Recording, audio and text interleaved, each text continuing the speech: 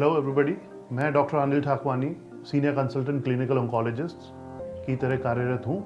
और आज basically world cancer day है, जो कि हर साल 4 फरवरी को सेलिब्रेट किया जाता है।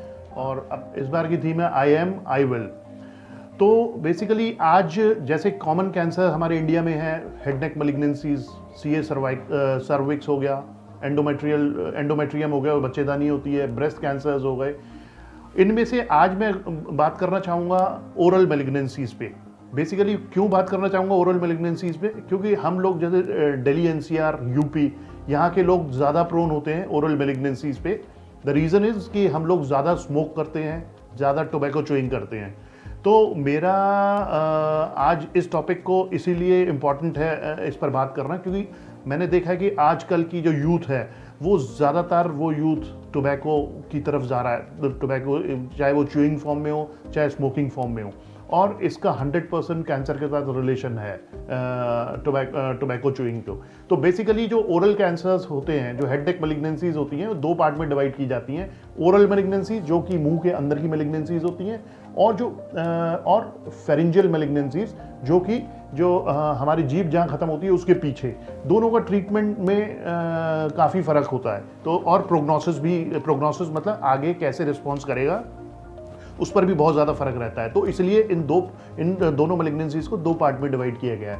अब जो कि ओरल कैविटी, जो मुंह के अंदर की मैलिग्नेंसीज होती हैं, वो बकल म्यूकोसा हो गया, टंग हो गया, जिंजीवा हो गया, जिंजीवो बकल सल्कस हो गया, हार्ड पैलेट हो गया, सॉफ्ट पैलेट हो गया, टॉन्सिलर फोसा हो गया। ये फ़र्क ये है कि इनका जो अगर अर्ली स्टेज में है प्रोग्नोसिस अच्छी है, और अगर अर्ली स्टेज में है तो इनका पहला ट्रीटमेंट सर्जरी होता है, और फिर उसके बाद कीमोथेरेपी और रेडियोथेरेपी। कीमोथेरेपी का बहुत ज़्यादा रोल नहीं होता अगर वो अर्ली स्टेज है तो। और दूसरा जो होता है, मैंने बताया पीछे की साइड का फेरिंजियल मैलिग्नेंसी, फिर होता है सुप्राग्लॉटिक फेरिंग्स और supraglottic area, glottic area and subglottic area.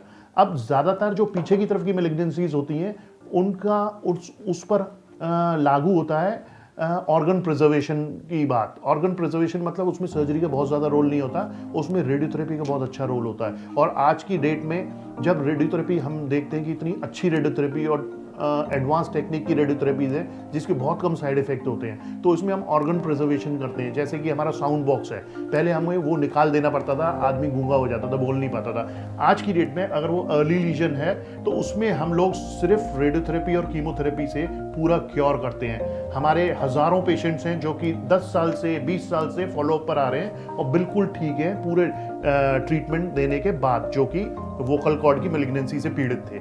और बेसिकली 2 टाइप की मैलिग्नेंसीज होती हैं, एक एडिनोकार्सिनोमा होता है और स्क्वेमस सेल कार्सिनोमा होता है, जो कि ओरल कैविटी और हेड नेक में होते हैं ज़्यादातर, पर स्क्वेमस होता है, एडिनो रेयर होता है। तो अब इसके बाद हम लोग देखेंगे कि इसको डायग्नोसिस कैसे बनती है। डायग्नोसिस क्लिनिकल एग्जामिनेशन करते हैं हम, फिर रेडियोलॉजिकल एग्जामिनेशन करते हैं, फिर हम बायोप्सी भी करते हैं, हिस्टोपैथ जिसे बोलते हैं। तो जो क्लिनिकल एग्जामिनेशन और ये रेडियोलॉजिकल एग्जामिनेशन होता है वो सिर्फ अंदाज़ा बताता है यहाँ कैंसर हो सकता है, उसके बाद बायोप्सी हमें कंफर्म करता है। तो ये सारा करने के बाद फिर हम लोग ट्रीटमेंट करते हैं सर्जरी से। अगर सर्जरी पॉसिबल नहीं होती है तो हम कभी कभी डाउन स्टेज भी करते हैं रेडियोथेरेपी और कीमोथेरेपी से। डाउन स्टेज मतलब उसको छोटा करके और फिर हम लोग उसकी सर्जरी करते हैं। पर जैसे कि मैंने बताया, जो कि पीछे की तरफ की मैलिग्नेंसीज होती है, फेरिंजियल रीजन भी, लैरिंजियल रीजन, उसमें सर्जरी का बहुत ज़्यादा रोल नहीं होता, और हम उसमें ऑर्गन प्रिजर्वेशन करते हैं, विदाउट सर्जरी उसको क्योर करते हैं रेडियोथेरेपी से। मैंने फेलिक्स हॉस्पिटल में काफ़ी पेशेंट्स ट्रीट किए हैं, जिसमें से कि लिम्फोमास हो गए, हेड नेक मैलिग्नेंसीज के काफ़ी पेशेंट्स हैं। अभी एक जो लेडी में बड़ा कॉमन होता है सीए सर्विक्स एंड एंडोमेट्रियम, इसके काफ़ी पेशेंट्स ऐसे हैं जो मेरे पास लकीली अर्ली स्टेज में आए थे और वो बिल्कुल ठीक हैं, और आज भी मेरे पास फॉलोअप के लिए आते हैं। और मैं बस आपको यही बताना चाहूँगा कि हम लोग फेलिक्स में सारे कैंसर्स को ट्रीट कर रहे हैं, किसी भी तरह के कैंसर्स को हम ट्रीट कर रहे हैं। जो अर्ली स्टेज और मिडिल स्टेज में है उसमें हमारे जो पेशेंट, कुछ कैंसर्स में 70 to 80% रिस्पॉन्स भी आता है और 70 to 80% पेशेंट बिल्कुल ठीक हो जाते हैं। अब मैं एग्जांपल बताऊंगा, हमारे लैरिंजियल मैलिग्नेंसीज हो गई, ब्रेस्ट मैलिग्नेंसीज हो गई, ये सर्वाइकल मैलिग्नेंसीज हो गई, एंडोमेट्रियल कैंसर्स हो गए।